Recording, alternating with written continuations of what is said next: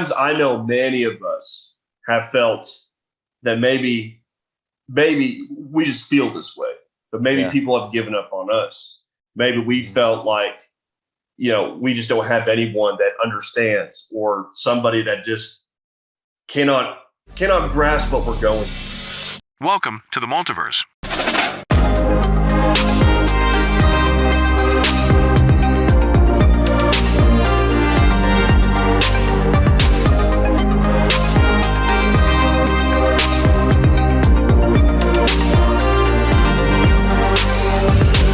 Greetings, travelers.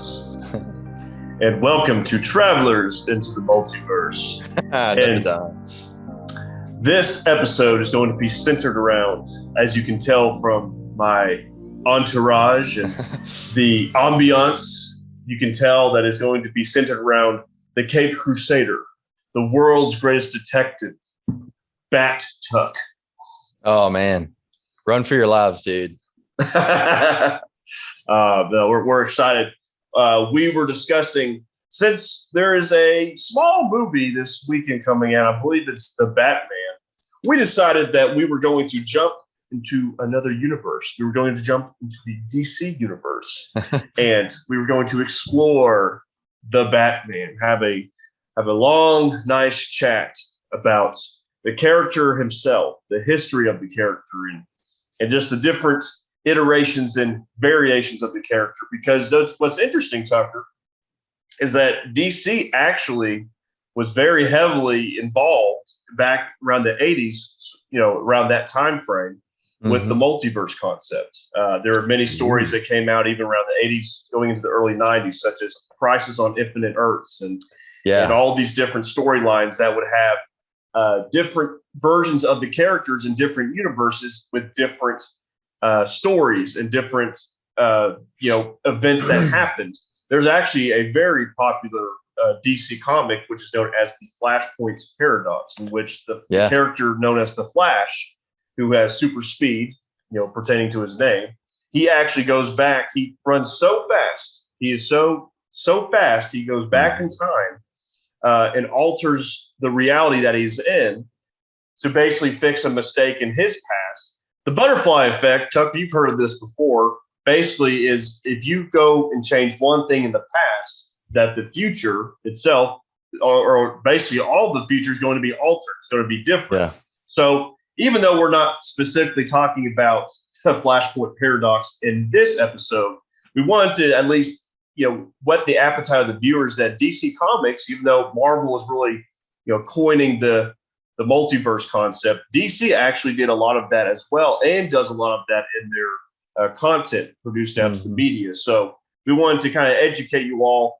on just the different aspects that the DC universe does have, the concept of the multiverse as well, different variations of different characters. But we're going to be talking, this is why we're jumping from, we were previously talking about Spider-Man and talking about with great power comes great responsibility. Now we're transitioning over to the DC universe to talk about the Batman. So Tucker, you and I've talked a lot about Batman. How the two superheroes that really, I think, have shaped a lot of people's upbringing or their childhood would be Spider-Man and Batman. I mean, what do you have to say about that? Well, I started laughing because the quote from Steve Rogers, when you mentioned about how we previously were talking about Spider-Man, it's like, I could do this all day. But before I share something about Batman, do you know what DC stands for? Detective Comics. That's right. Yeah. But Batman, I remember a little fun fact. I remember, I'll have to throw up your picture of the artwork, if you're right there. I'll have to, you guys will see it. It's a great. But Batman and Spider-Man, those were the two that really started off in my childhood, probably in yours as well, Christian, and probably in so many of you guys. But it's another it's another crusader, so a masked crusader who's trying to hide his identity and trying to do good. Now there's definitely different variations. If you've ever seen the Adam West with the bat shark repellent. Yeah. That was great. But those are great. Those are great. I'm excited to see what the actor Robert Pattinson can do with this character, because the director Matt Reeves talked about, I think he was sharing how this is going to be more of the detective side. One of the iterations we've seen with Zack Snyder's Ben Affleck. Ben Affleck's a great actor, and his costume is great. Personally, that Batman he doesn't, in that movie he did kill, and that's one of Batman's moral codes is he doesn't kill people. Although right. I know he's probably done that throughout the comics, but at least at you always think of Batman as someone who's trying to do right. He comes from a dark past. Hence Christian's red, dark, gloomy neon, which I will say I love the bat logo on this one, the bat symbol. It reminds me of a lot of Batman Beyond, which is yes, that is exactly what I was thinking too. Yeah, man, I'm sure they're playing off this. Yeah, who was that? Tim Drake or? So Tim Drake was one of the Robins, but Terry McGinnis takes up the mantle of Batman in the the future, and I can't remember exactly what year it is, but it's at least like 50 something years. Could be a little bit less than that, but basically Bruce Wayne is an older gentleman, and Terry McGinnis takes over the mantle, but he actually has. It's kind of like it's a high tech suit, Yeah, it actually gives him kind of like abilities and stuff. So it's. He's not exactly, Batman is I think really popular with a lot of people, actually with most people in comic book knowledge, just because he's actually does not have superpowers. Bruce Wayne does not. Yeah. He is just incredibly smart and he's incredibly athletic. He actually has, so to speak, when you do your research, you can actually read how Bruce Wayne is canonically the peak human physical level. Like he has pushed himself to the max in agility and strength and combat. He knows 27 different forms of martial arts. He studied for 7 years right out in Asia, learning the different fighting techniques. So he is very, very well is suited for the job, so to speak. He's not just rich, average brawler. Yeah. And rich. Yeah. I love very rich. Was it Justice League 2017 or even in the, in the other versions? But he actually, I think, Barry Allen, the Flash asks, he's like, so what's your superpower? He says, I'm rich.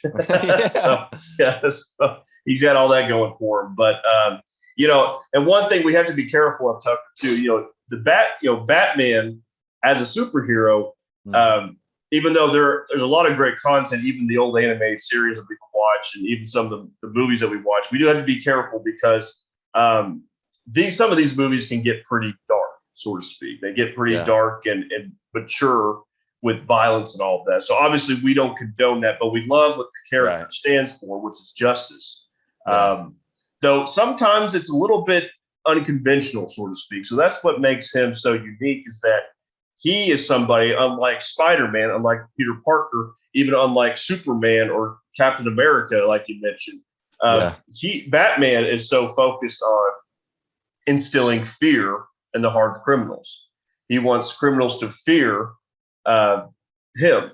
So that's basically what it is. And so he's trying to relay the pain that he faced as a young child, as a young boy, witnessing the murder of his parents. So similar to Peter Parker's origin story, where even though Peter Parker was a teenager and he witnessed his Uncle Ben die by the hands of a thief or a murderer or a robber, so to speak, that he let get away, Batman's origin story basically goes all the way back to him as a young child, to him as a small boy, witnessing his parents actually get shot down in cold blood in an alleyway.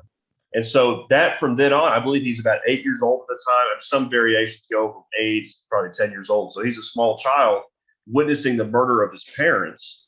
And that forever changes his life. And that gives us who we all know today as the Batman.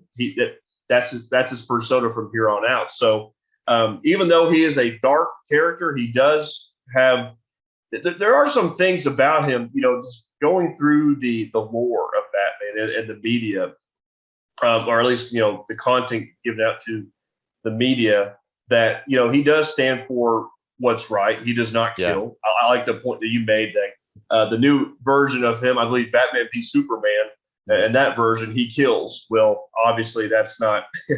I think the context of that, I think what they were trying to go for was he was a seasoned Batman. He was 20 years into his career, his crime fighting career, and he just did not see any improvement in Gotham. So the only way he thinks to really help improve Gotham, or at least keep it on somewhat of a decent track, which really it's not when you study the city of Gotham, is to take out its criminal, underworld, to actually take them out and kill them. But yeah, Tucker is exactly right. The core of the character, though, having witnessed his parents be killed, does not want to kill. He thinks it's wrong. He thinks there are other ways and other methods to instill justice. So Tucker and I, we talk about, obviously we talk a lot about Marvel and the multiverse, but also DC characters as well, and DC heroes, as we'll also kind of expand on in other episodes. It's really interesting, to see there are some similarities between the two, characters within the two companies and all of that, but they're also so different in many ways too. So it's just fascinating to have been molded a little bit and shaped by just the stories we read and the even the TV shows or video games of Batman that we've grown up engaging in. Oh yeah. When you were talking about how part of Batman's, he wants to instill fear into villains so they can, want to turn back. They want to turn back to doing what was right, to living a life that is, that is good, that is for the good of mankind. And I don't know if you can compare this parallel, but Proverbs 9:10. The fear of the Lord is the beginning of wisdom, and the knowledge of the Holy One is understanding. It's like the fear that Batman is trying. The fear of Batman is the beginning of wisdom. But it's, just the fear. But yeah, I mean, I remember playing these games on the Game Boy Advance and some other like Nintendo kind of mobile game player. I mean, it's something about it, like something about someone who puts on a mask and isn't wanting any credit, although, it's going to that persona, Batman or Spider-Man or Daredevil, which we'll have to talk about him at some point later on in these episodes, because he's one of my favorites. But something about someone, he's not only just putting on a mask to just go do what's right. You talked about comparisons. You got Spider-Man who has superpowers, but chose to not help someone in a time of need, and it kind of resulted in his uncle being killed, and that was really heavy and weightful. But what's even probably even heavier, which probably makes Bruce a more darker character, is like you said, he was like 8 to 10 years old, and he witnesses both of his parents getting shot in cold blood.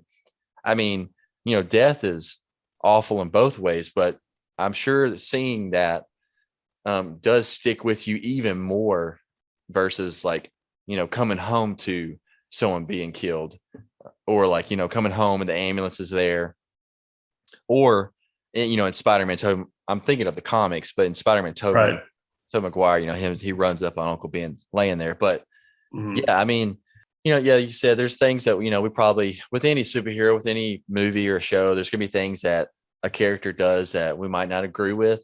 But we can look at the good of the character.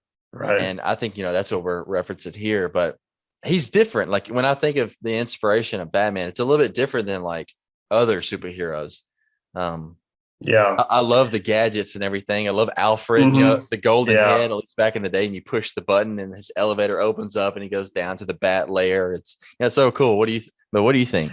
Yeah, absolutely. I want to go back to fear. When we talk about fear a little bit, but think about, let's take some biblical principle into it. Think about Acts chapter 2, the establishment of the church.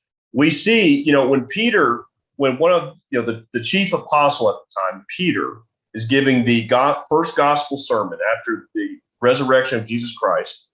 Peter is giving the first gospel sermon. And again, if you want to study this up, this is Acts chapter 2. And Peter is giving the first gospel sermon, Acts chapter 2, verses 14 through 36. And Peter is basically relaying to the Jews at the day of Pentecost that obviously he's relaying to them the lineage of Jesus. He's relaying to them the gospel of Jesus. And ultimately, he is telling the Jews, Acts 2:36, you have crucified both Lord and Christ. Now, what am I trying to get with this? Well, think about Acts chapter 2, verse number 37. The Bible says, now when they heard this, they turned to Peter and to the rest of the apostles and asked, men and brethren, what shall we do? I like to think there, in many sermons that I've heard pertaining to Acts chapter 2, there's a sense of fear instilled in these Jews. Yeah. They were convicted, right, by the Holy Spirit's words of the gospel through Peter, that they were fearful of their own salvation. They said, oh no, we did. They came to a realization, Acts 2:37, we did crucify both Lord and Christ. How can we redeem ourselves? Where's the redemption? How can we save ourselves? Go fast forward to Acts 16 and verse number 30. The Philippian jailer asking Paul and Silas, sirs, what must I do to be saved? So there's a pattern within Scripture, especially within the book of Acts, the book of conversions, that when people had heard the gospel and received it, there was fear. They said, no, I need to do something about this. So I love what Tucker said specifically about instilling fear. Think about those as New Testament Christians, when we try to we're not trying to scare people, but there should be a fear, right? We're not we're not putting on bat ears and beating criminals to a pulp, right? But we are, in a way, though, that there needs to be fear instilled, and fear is not necessarily just defined as curling up in a ball in fetal position in a corner. That's not fear. Fear, through Scripture, through scriptural context, is actually reverence. It's respect for God. Yeah. Proverbs chapter 1 verse number 7, right? Or Proverbs chapter 9 verse 10, as you beautifully quoted. It's the fear of the Lord. So when there's respect for God and His teaching or His revelation, we need to say to ourselves, oh, well, this is what God says. We need to obey it, or we need to do that. So how this ties in with the character of Batman is that the fear instilled for what criminals are doing wrong, he's trying to instill the fear that if they continue in this, in their endeavors and their wrongdoings, there are going to be consequences for it, and it's not going to be pretty. Probably most of the time, the video games, broken bones, right? You can listen to in the video games, you can listen to the conversations. Some of the thugs are like, I just got out of the ER with like 3 broken bones from Batman. So, but we're not trying to make light of fear. What we want to really elaborate to the viewers and the listeners and everyone engaging is that fear is such even Robert Pattinson quote, fear is a tool. But we want to make sure that fear is something, the fear of the Lord, there's a respect. And so that we don't necessarily just dismiss scriptural principles and teachings and what the text actually says. We actually adopt, we receive it, Acts 2:41. And then once we have obeyed the gospel, there can be joy, Acts 8:38 through 40. We can be rejoicing, just like the Ethiopian eunuch. So, and also, I love how you mentioned Alfred too. I'm sorry I'm ranting too much. No, dude, man, you're doing Alfred. You brought up an excellent point about Alfred. Something that I think is interesting is that Alfred is such a good father figure to Bruce. Yeah. Even after his parents are killed, right? Think about Paul and Timothy. Paul was a good mentor, a good father figure, right? First Timothy chapter 1 and verse number 2, Paul references Timothy as a son in the faith. Now, obviously, Timothy was not Paul's actual son, right? Timothy had both a mother and father, Acts 16, verses 1 through 3. But Paul was such a good mentor figure to Timothy. We see the parallel with Alfred and Bruce Wayne. Alfred was even though that he may have just been a lowly butler to the Wayne family, the comics and the movies and even the video games, they bring out so much more about Alfred that we see. And he's become such a beloved and respected character because he helps shape Bruce Wayne into the man he's going to be, into the superhero known as Batman. He's a pivotal part in that. So, I just wanted to continue on Tucker's point that Alfred is,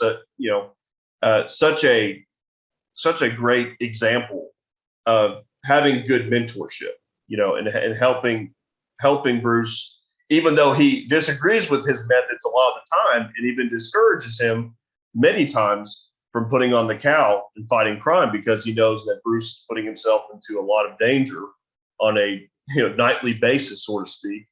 He still wants to mentor and help him and shape him into a person who just wants justice and things done right. So I think it's just so interesting. Kind of the more you think about it, just on the spot, you just think of so many different parallels. But yeah, no, man, like I love that you broke that down. Like before I talked about Acts 2, it's like thinking of Alfred and that father figure. I guess I never really thought about like how Alfred could be, in a sense, a father figure to Bruce. I mean, he's been the one, taking care of him, sewing him up when he's wounded and damaged. Right. It makes me think when you were saying all that, it makes me think of the scene when Alfred and Bruce were having that conversation in The Dark Knight Rises. And I have the quote, and he's, Alfred has always kind of wanted him to stop, like to have a normal life, put the cape up. And I guess that's part of Bruce's drive is like, he can't. I mean, and maybe, well, as we see in The Dark Knight Rises, it's possible that he did. But, Alfred quotes, always knew that there was nothing here for you, referencing Gotham, except pain and tragedy. Because he knew that Gotham, there'll always be these, like you said, there's a villain problem in Gotham, and tragedy in the sense that he remembers his parents being shot cold blood in front of him. And Alfred says, I wanted something more for you than that, and I still do. And, whether it's your Christian brother or it's Batman trying to stop these villains, it's like, or it's Alfred trying to tell Batman, hey, just put this up, hang up the cape. Well, let's just use like the Christian brotherhood. It's like when we see someone in trouble, if they're going down a path that could be really dark, like, I want something more for you. And that's even God saying that to us. Like there's a better life, which is living for Jesus and living that holy, seeking to be holy like him. There's something better, wanted something more for you. So Alfred, man, you did great. Yeah, dude, that's so great. MQT, I'm trying to say that right. MQT time. Oh man, I've got a quote for you all, and we want you to engage, interact. I had to look this up and make sure I quoted this correctly, but I'm going to be reading a quote. You guys better pay attention here. Some men aren't looking for anything logical, like money. They can't be bought, bullied, reasoned, or negotiated with. Some men just want to watch the world burn. All right, so for our viewers, our listeners, we want you to comment who said that quote. So you can, I believe, they can tag us in the story, and then we'll post that on our page. Just whatever we comment on a post, I believe. I'm trying to figure out the structure of it. I know Tucker knows it pretty well, but I'd say like with Christians echoing him, tag us in your story with the answer to the quote. And also for fun, I just thought about this, tag a picture of your favorite Batman, whether it be from the 60s to today. Which is your favorite Batman? Even if you don't want to answer the who said it quote, the MQT. Kevin Conroy. I met him in person. I got his autograph. Fun fact. I did. Really? Yeah. So tell people who maybe don't know who that is. Kevin Conroy. So he's basically just the voice of the animated Batman, also the Batman Arkham games. That guy is a legend. Speaking of that, he also was in, I believe he did cameo as Batman in a live action episode of Legends of Tomorrow, the DC show. So, wow. I saw that episode. That was pretty cool. And I was like, hey, that's Kevin Conroy. That's the actual voice of Batman. That's so cool. But what's interesting, kind of talking about, Tucker brings up a lot of great points. But I was thinking specifically about another Alfred quote, going back to Alfred. Batman Begins. Well, Bruce Wayne is infiltrated by Ra's al Ghul and his men in his mansion. Yep. Well, Ra's al Ghul basically decides to burn the whole place down, and Bruce and Alfred barely escape down the elevator shaft into the Batcave. And so, right when they land down on the ground, the elevator stops, and and Bruce is looking up and seeing his whole mansion just be engulfed in flames and everything. I'm trying to remember exactly the moment. I love the soundtrack at that moment too. Oh, it's beautiful. I love listening to it. And Bruce Wayne says, I failed. I failed Gotham. I failed. And Alfred says, why do we fall? So we can learn to pick ourselves up. And then Bruce Wayne looks at him like kind of teary-eyed and says, you've never given up on me. And Alfred looks at him and says, never. 2 Corinthians chapter 1, verse number 3, we know that Paul writing to the Corinthians, Paul writing to the Corinthians, he is saying that God is the Father of mercies. He's the Father of all comfort. And at times, I know many of us have felt that maybe we just feel this way, but maybe people have given up on us. Maybe we felt like, we just don't have anyone that understands, or somebody that just cannot grasp what we're going through. But think about this. God never has given up on us. Yeah. In fact, God has never given up on us so many times. Even going back to historical narrative in Scripture, he gave his only begotten Son, that whosoever believeth in him shall not perish, but shall have everlasting life, John 3:16. But, I think we understand the point here, that God is truly with us always. God will never, he will help us get out of temptation, 1 Corinthians chapter 10, verse 13. He is there. And so, and I'm not trying to equate Alfred with God, but, the idea of having someone always, never giving up on you, always never giving up on you, right? It's just such a great thing. And even throughout the lore, throughout the storylines, everything, Alfred never gave up on Bruce. So when we have to talk about Batman, we have to talk about the supporting characters, the side characters, because there's so much to it, and I think about James Gordon, Lieutenant Gordon, the cop who basically befriends Batman. And though the GCPD, the Gotham City Police Department, it's kind of like with Spider-Man. There's mixed views on him. They all don't believe in the cause. They don't believe in the Batman.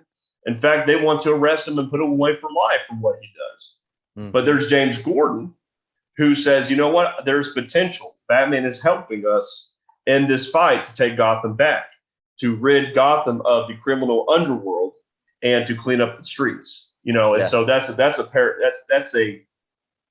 aspect that we definitely see throughout the Batman lore. But Tucker, it's just like this. We were talking a little bit about the side characters that we're kind of excited to see in some of the newer iterations coming up. And that's also, it's important that we have great people in our life.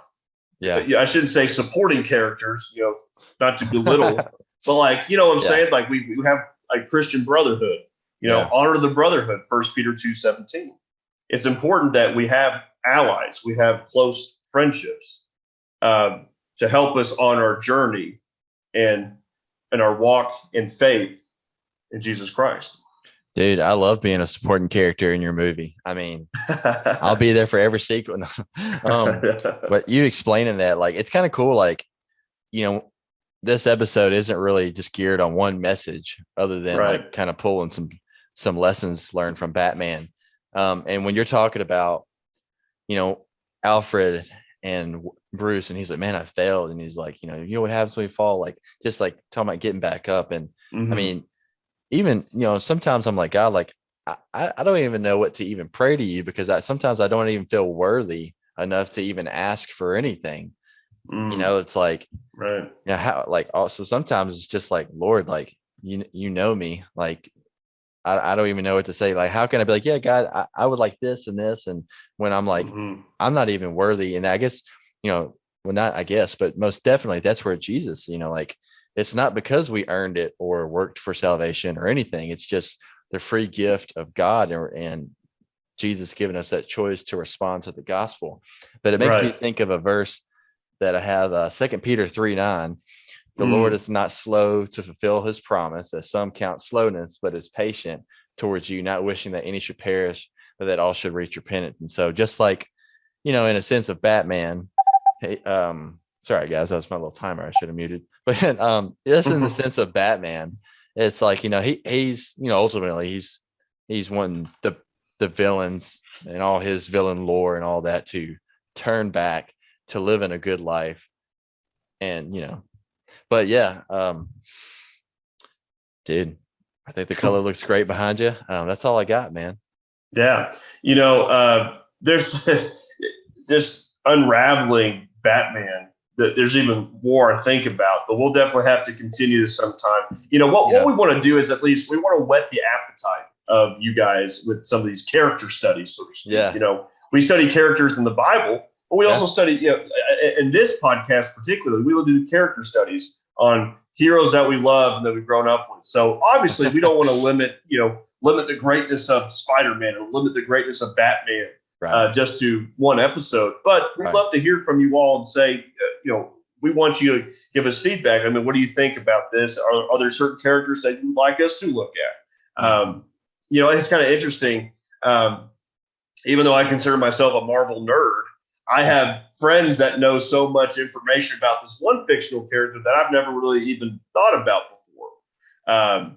And so I'm like, it kind of gets me excited to, like, as a quote unquote nerd or just a very passionate fan of Marvel, DC, even Star Wars. I was watching The Mandalorian this week, catching up on that. I know I'm behind. Don't throw tomatoes at me, but like, it's just, we all can come together. We all can, bask, and we can just engage in something that, that is meant to, bring us some happiness, bring us some contentment.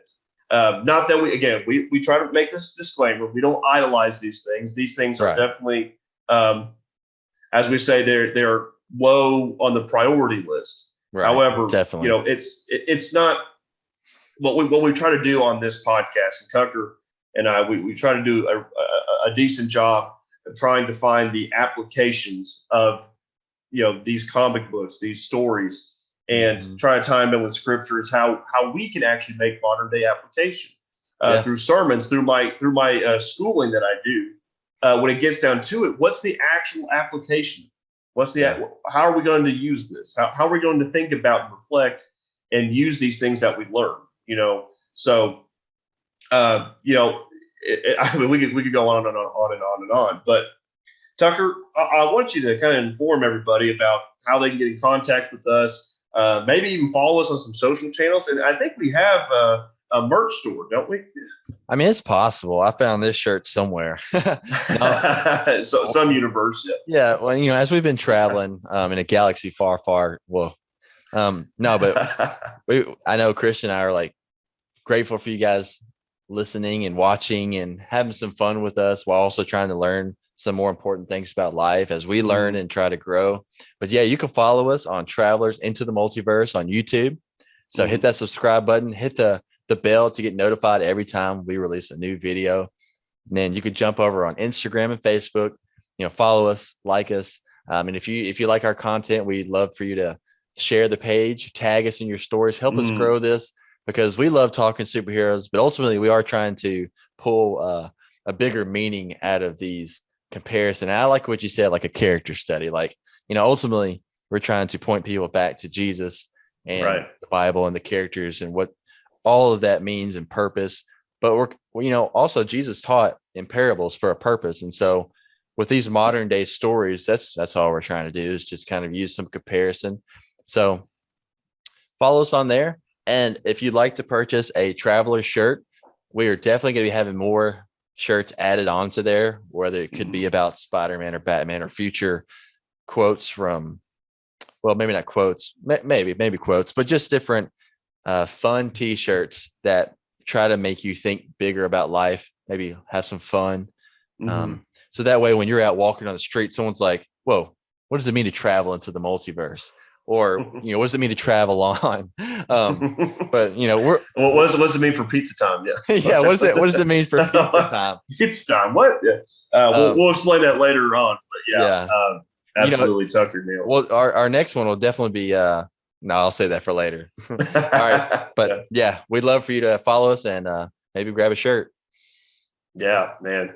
Boy, this has just been too much fun, and we're just beginning. This is just the tip of the iceberg, so to speak. So you all better be prepared. You better buckle in, because we're going to be jumping from universe to universe to universe to universe, and it's going to keep going. Right. There is going to be a crisis on Infinite Earths, bro. It's going to get legit. So we appreciate you all spending your time with us on this podcast. And we'd love to get to know you. Please message us. Please reach out to us. We'd love to get to know you. We love the comments. We've gotten some comments already. It's awesome. We'd love to interact with the audience and everything of that sort. But until next time, Tucker, there's always a couple words that we like to at least send the audience off with at the end of these podcasts. Something that we always like to exchange over the phone. 2 certain words. What is that, Mr. Walker Tallis? Walker Tallis. It is travel on. Travel on.